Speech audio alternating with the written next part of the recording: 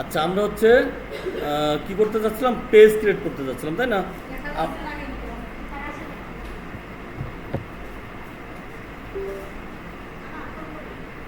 আচ্ছা, আমরা হচ্ছে গতকালকে একটা পেজ ক্রিয়েট করে সেটা ড্রাফটসে সেভ করে রাখছি, সেটা আমরা ওপেন করবো এবার। সুন্দর করে দেখেন, আমাদের কন্টেন্টটা টাইটেলটা এটা ছিল না, টাইটেল এটা ছিল, হ্যাঁ। তাহলে আমরা এখান থেকে কি করব, এডিটে ক্লিক করব, এডিট।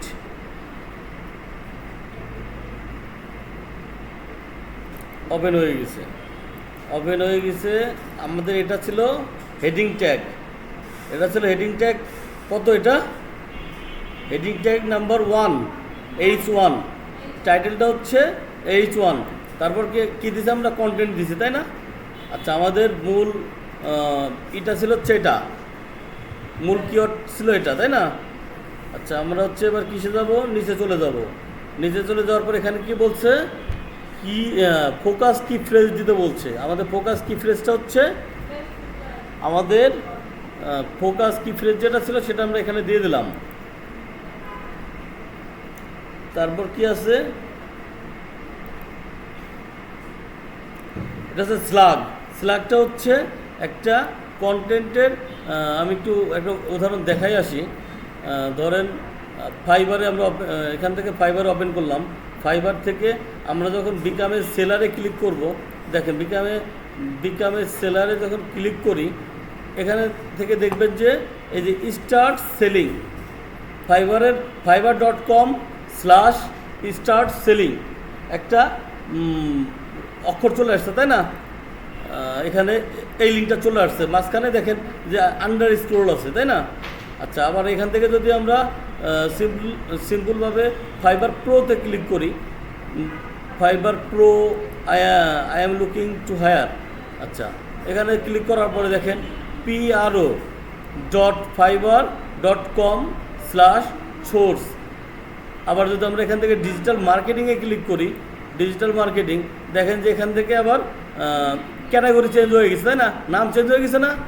তাহলে আমরা এখান থেকে একটা ওয়েবসাইট থেকে যে পেজে চলে যাব, একটা পেজ থেকে আরেকটা পেজে যখন যাব, পেজের ইউআরএলটাও উপরে ইউআরএলটাও চেঞ্জ হয়ে যাবে, অ্যাড্রেসটাও চেঞ্জ হয়ে যাবে। আমরা যদি সিম্পলি ফাইবারে থাকি, তাহলে এখানে শুধু লেখা থাকবে fiverr.com। আমরা যদি fiverr.com লিখে ইন্টার দেই, দেখবেন যে এখানে শুধু fiverr.com-ই থাকবে, আর কিছু থাকবে না। এখানে আর কিছু আছে, শুধু fiverr.com আছে। তাহলে এখান থেকে আমরা যে পেজে ক্লিক করব, সেই পেজের নামটা ইসের সাথে চলে আসবে, ইউআরএলের সাথে চলে আসবে। সেহেতু ঠিক একইভাবে আমাদের এখানে যে স্ল্যাগটা দিব আমরা, যে আমাদের পেজের টাইটেল কি, টাইটেল এটা না, আমরা ফোকাস কি ফ্রেজ যেটা, এটাই তো টাইটেল আমাদের। তাহলে এই টাইটেলটা আমাদের এই স্ল্যাগে চলে আসবে আলটিমেটভাবে। এখান থেকে যদি আপনি চান চেঞ্জ করে দিতে পারেন, কিছু কমাই দিতে পারেন, ঠিক আছে? যেটুক পর্যন্ত কমাই দিবেন সেটুক পর্যন্ত আপনার এই পেজের অ্যাড্রেস হয়ে যাবে। এটা এখান থেকে স্ল্যাগ থেকে হচ্ছে পেজের অ্যাড্রেস ক্রিয়েট করা হয় স্ল্যাগ থেকে। আর এই স্ল্যাগে অবশ্যই টার্গেটেড কিওয়ার্ড থাকতে হয়, টার্গেটেড কিওয়ার্ড এই স্ল্যাগে অবশ্যই থাকতে হয়। মেটা ডেসক্রিপশন। তাহলে আমরা যদি এখন এসে চলে যাই, আপনাদের চ্যাট জিপিটিতে চলে যাই, চ্যাট জিপিটির কাছে যে যদি বলি রাইট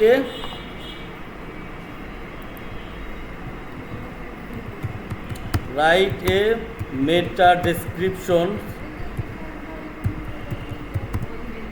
অ্যাবাউট, কত ওয়ার্ড মেটা ডেসক্রিপশন হতে হয়? 160 ওয়ার্ড না character? CHARACTERS characters for the given, given title.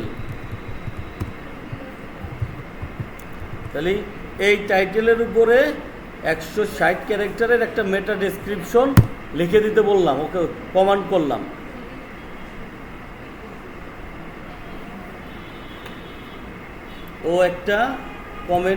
ও একটা মেটা ডেসক্রিপশন লিখে দিল আমাদের। আমরা এই মেটা ডেসক্রিপশনটা এখানে দিয়ে দিলাম, এটা মেটা ডেসক্রিপশনটা এখানে দিয়ে দিলাম। দেখেন, বেস্ট ফুটওয়্যার ফর স্পোর্টস, মূল টার্গেটের কিওয়ার্ড এখানে আছে না আমাদের? আচ্ছা, তারপরে এসিও মেটা ডেসক্রিপশনটা হয়ে গেল। তারপর এসইও অ্যানালাইটিক্স। এসইও অ্যানালাইটিক্সের মধ্যে কি বলতেছে এখানে দেখেন, কিছু কিছু জিনিসকে ওরা মেনশন করতেছে, বলতেছে যে প্রবলেমস 6, এখানে 6টা প্রবলেমের কথা বলতেছে।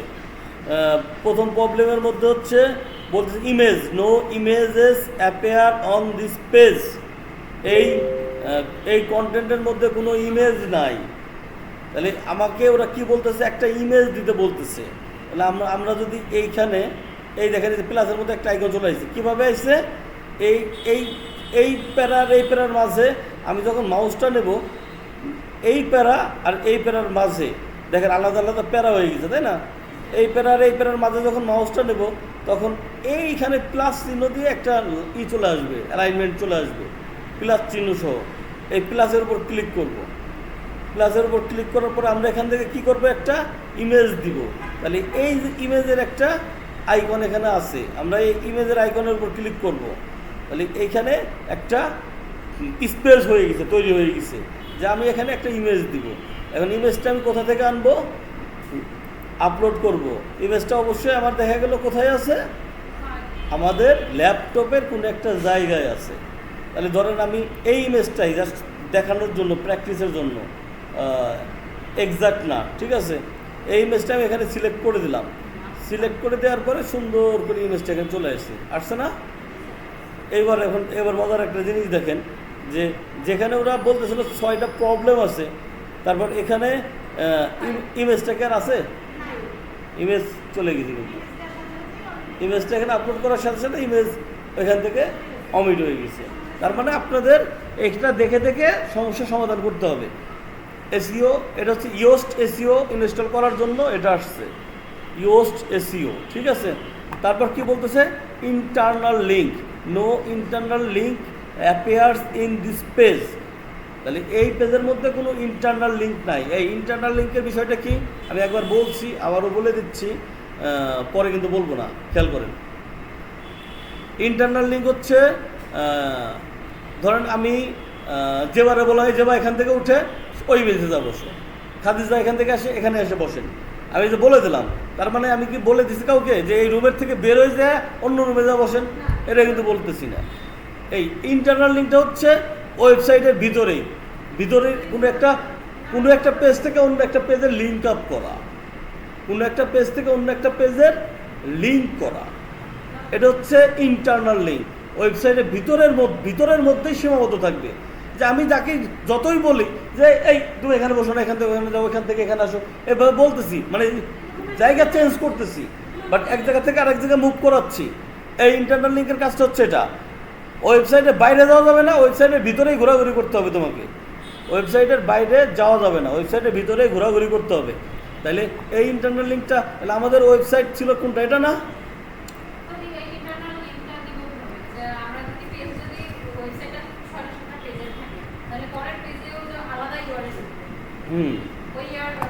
মানে এক পেজ থেকে আরেক পেজে, এক পেজের একই কন্টেন্টের সাথে আরেক পেজের কন্টেন্টের একটা লিঙ্ক আপ করে দেওয়া। এই দেখেন আমি আমাদের এই মূল ওয়েবসাইট ছিল এটা, এই লিঙ্কটা আমি এইখানে প্লেসমেন্ট করে দিচ্ছি। দেখেন আমি ধরেন লাস্টের দিকে এই কিওয়ার্ডটার সাথে বা investing in long term success এইটুকুকে অ্যাঙ্কর করব। অ্যাঙ্কর হচ্ছে আপনি একটা নির্দিষ্ট ওয়ার্ডকে সিলেক্ট করবেন। গ্রুপ অফ ওয়ার্ড হইতে পারে, একটা সিঙ্গেল ওয়ার্ড হইতে পারে, গ্রুপ অফ ওয়ার্ড হইতে পারে, ফ্রেজ যাকে বলে, একটা সিঙ্গেল ওয়ার্ড হইতে পারে বা একটা গ্রুপ অফ ওয়ার্ড হইতে পারে। তাহলে আমি এখানে এই কয়েকটা ওয়ার্ডে সিলেক্ট করব। অলরেডি মার্ক করছি। মার্ক করার পরে সুন্দর করে লিঙ্কের যে আইকন আছে, ইনসার্ট লিঙ্ক, এখানে ক্লিক করব। ক্লিক করার পরে আমি যে লিঙ্কটা নিয়ে আসলাম কপি করে আমার ওয়েবসাইটে, ওই লিঙ্কটা জাস্ট এখানে প্লেস করে দিব। আচ্ছা, এটা উপরের দিকে করি, ওই লাইনটা নিচে চলে যাচ্ছে। ধরেন এটার সাথে লিঙ্ক আপ করবো।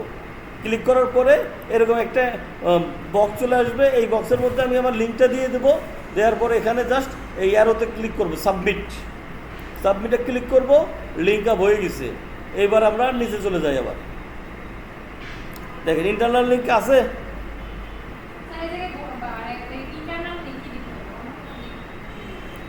ইন্টারনাল লিঙ্কের কাজ করছে, ইন্টারনাল লিঙ্কে আছে আর কাজ শেষ। ইন্টারনাল লিঙ্কের কাজ শেষ। তারপরে কি আছে, কি ফ্রেজ ডেন্সিটি বলছে দ্য কি phrase was found 27 bar 727 Times, that's more than the recommended maximum of, মানে 26 বারের মধ্যে থাকতে হবে, একবার বেশি হয়ে গেছে। তাহলে আমার কি ফ্রেজটা এখান থেকে ধরেন আমি একবার ডিলেট করে দিই, যে কোনো একটা জায়গা থেকে আমি ধরেন এইখান থেকে আমি এটা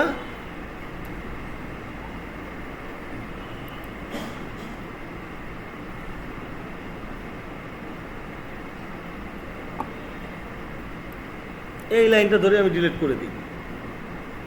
দেখেন এবার ও যে বিষয়টা মেনশন করছিল ওটা আছে আর 26 টাইম বা 27 টাইম ওটা আছে, ডিলিট করে দিছি। আপনাকে এটা ফলো করে করে একটা একটা করে সমস্যার সমাধান করতে হবে। এসইও এটা হচ্ছে পারফেক্ট এসইও কিন্তু করতেছি আমি, এটাই কিন্তু এসইওর মূল কাজ, অন পেজ এসইওর মূল কাজ এটাই, ঠিক আছে। এখন link key phrase, you are linking to another page with the words you want this page to rank for, don't do that, এটা করার দরকার নেই। আচ্ছা যাই হোক, বলছে you are linking to another pages with the words, এখানে বলতেছে আপনি অন্য আর একটা পেজের লিঙ্ক আপ করতে হবে। তাহলে অন্য আর একটা পেজ, ইন্টারনাল লিঙ্ক, অন্য আর একটা পেজ, আমাদের ওয়েবসাইটে তো অন্য পেজ নাই তেমন, কেবল প্রথম পেজ করতেছি, সেক্ষেত্রে আমরা তো অন্য পেজটা পাবো না। তারপরও আমরা পোস্টে যাওয়ার পরে এখানে দেখেন হ্যালো ওয়ার্ল্ড নামে একটা পোস্ট আছে, এই লিঙ্কটাকে আমরা কপি করলাম। কপি করার পরে এই কন্টেন্টের মধ্যে যে কোনো একটা জায়গা ওই লিঙ্কটাকে প্লেস করে দিব, দিয়ে দিলাম। দেখেন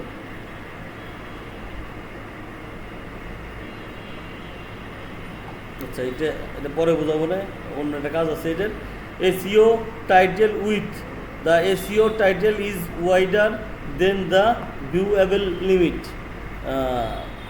এসইও টাইটেল, আচ্ছা এখানে যে আমাদের টাইটেলটা দেওয়া হয়েছে, টাইটেলটা একটু বড় হয়ে গেছে, ওরা বলতেছে একটু বড় হয়ে গেছে, আমরা চাইলে এটাকে কমাই দিতে পারি। চুজিং দ্য রাইট শুজ, এটুকু আমরা করে দিলাম। দেখেন ওটা চলে গেছে, দেখছেন আমরা টাইটেলটাকে একটু ছোট করে দিছি, ওই অপশনটা চলে গেছে। এবার হচ্ছে যে ইমেজ কি ফ্রেজ, ইমেজের নাম দেয়া নাই। The meta description is over এত character to ensure the entire description will be visible. আচ্ছা মেটা ডেসক্রিপশনকে আর একটু ছোট করতে বলতেছে ওরা।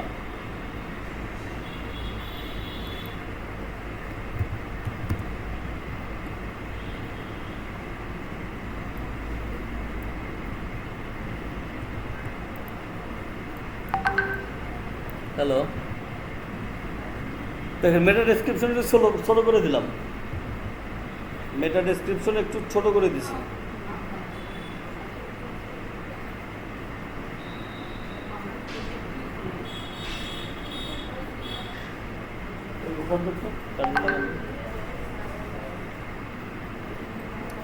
আচ্ছা মেটা ডেসক্রিপশন একটু ছোট করে দিছি। দেখেন এখানে সবুজ লাইনটা সবুজ হয়ে গেছে, তাই না, মানে গ্রিন সিগন্যাল শো করতেছে এখানে। আচ্ছা SEO title with the SEO title is wider than the viewable limit. SEO title with, আচ্ছা শোজ, এখান থেকে আমরা এটাও ডিলিট করে দিই, কারণ আমরা এটা কমাই নিয়ে আসছি। এসইও টাইটেল উইথ,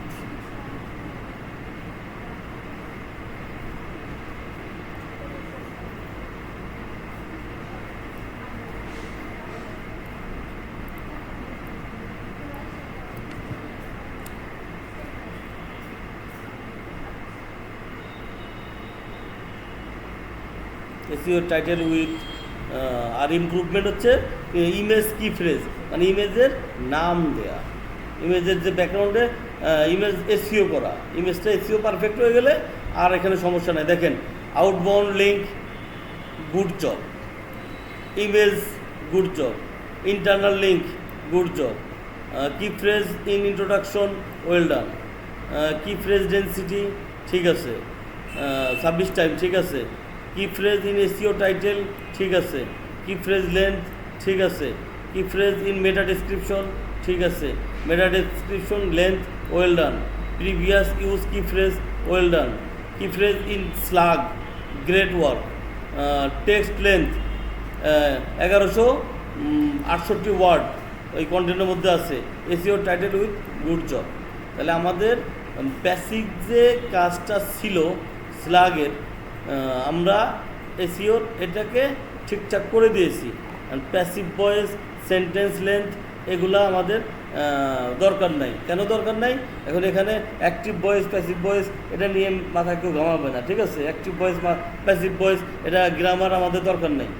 তাই এটা নিয়ে আমাদের খুব বেশি মাথা করার দরকার নাই। কিন্তু আরেকটা বিষয় দরকার আছে, আমাদের এই কন্টেন্টের মধ্যে শুধু আমরা একটা করছি H1 ট্যাগ, আমাদের আরও 3টা ট্যাগ ব্যবহার করতে হবে।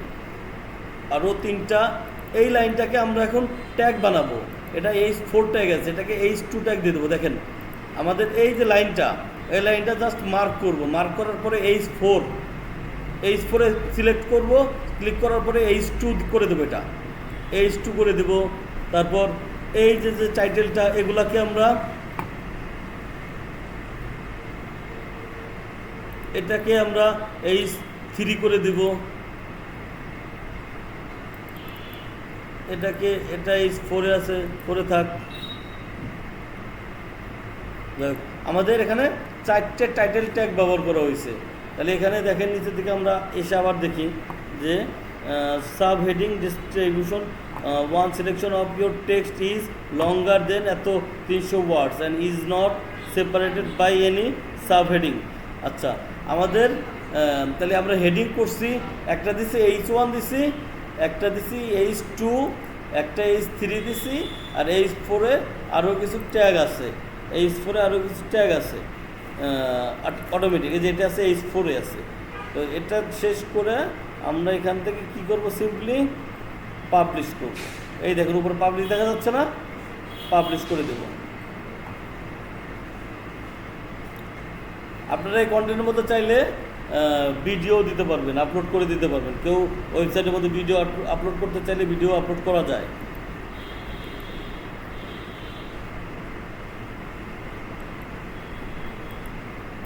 এই দেখেন আমাদের content, best footwear for sports, এটাকে আমাদের কন্টেন্টের মধ্যে এটা ডেসক্রিপশন, এই যে কন্টেন্ট দেখেন, এই আমাদের কন্টেন্টটা এইভাবে সবার সামনে ভিজিবল হচ্ছে। আমার পারফেক্ট এসইও হয়ে গেল। আমি এবার দেখাবো এসইওর স্কোর কত হইল, একটা জিনিস দেখাবো আমি। দেখেন তারা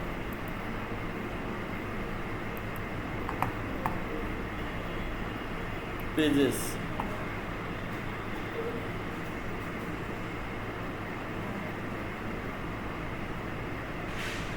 আচ্ছা এটা হচ্ছে পার্সেন্টেজ আগে শো করতে, এখন শো করতেছে না, কত পার্সেন্ট এসইও হয়েছে আর কি।